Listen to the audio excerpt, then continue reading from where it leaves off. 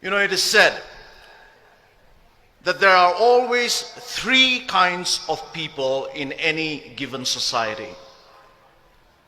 This threefold distinction has been noted and made by notable sociologists and public intellectuals. But this threefold distinction of the three kinds of people, it was first identified and first stated by the supporters and founders of democracy in ancient Greece. For the Greek people, the people who in many ways gave us the modern civilized world, for the Greek people, the first kind of people in any given society are the idiots. For the Greeks, the idiot is not necessarily someone who is mentally deficient. Rather, for ancient Greek people, the idiot, they said, is someone who is a totally private person, a totally self-centered person, and a totally selfish person. They called him the idiot. The idiot, he is always out for his personal gain and his personal interests. He does not have a public philosophy. He has no knowledge, no skill, no character, and no virtues to be able to live and to be able to contribute in a flourishing society and community. He's all out for his personal pleasures and for his personal treasures. And the Greeks said that the idiot was just an upgraded barbarian. The first kind of person, the idiot. But the Greeks also said that there is a second kind of people in any given society. And the Greeks called these people the tribes people. When we say tribes people, we don't necessarily mean the fact of belonging to a certain tribe, which is a good thing. But when they use the word tribes people, the Greeks meant a tribal and a tribalistic mentality. And the Greeks said that tribes people are those people who are not able to think beyond their small tribe or their small groups. For tribes people, their primary allegiance, their only allegiance, and their ultimate allegiance is to their tribe.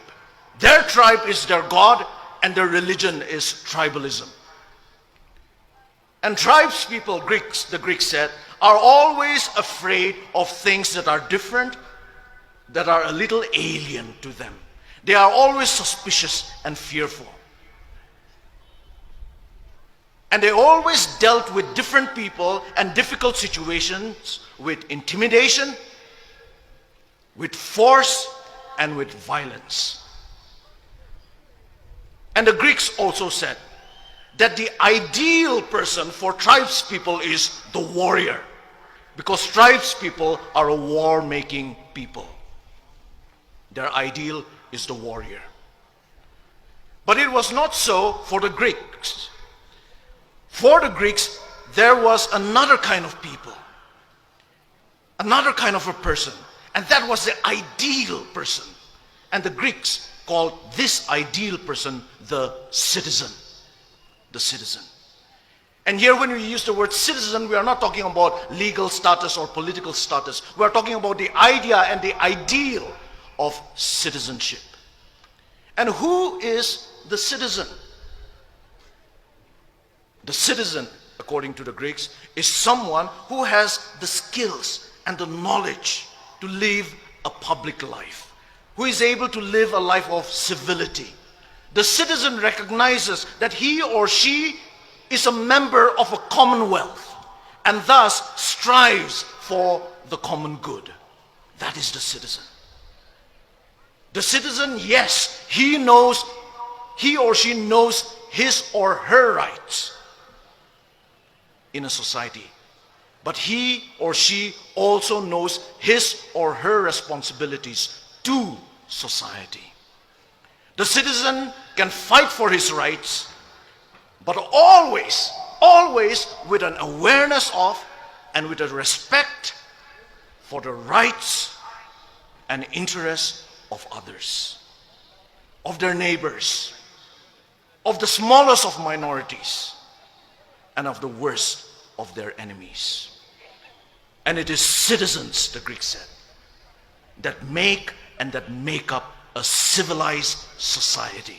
Because citizens settle their differences with civility. So they produce a civilized society. A society that truly lives up to the meaning of the name society. Society literally means friendship and friendliness. That is the threefold distinction that the Greeks have given us. That is the choice that each and every individual, wherever he or she may be, has to make in a society. And I believe that that is the choice that starkly faces us Naga people today.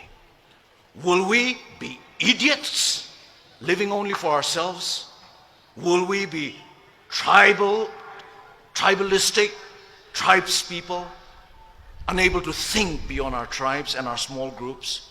Or will we be citizens? Citizens in the best sense of the word. Today, on this historic day, I believe I want to make my choice.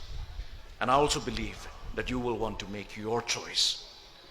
And I hope you and I will take that right choice. And it is with that hope that I want to finally address you, ladies and gentlemen, as my fellow Naga citizens. May God bless you, and may God bless our Naga people. Thank you. Thank you, Dr. Kevichusa.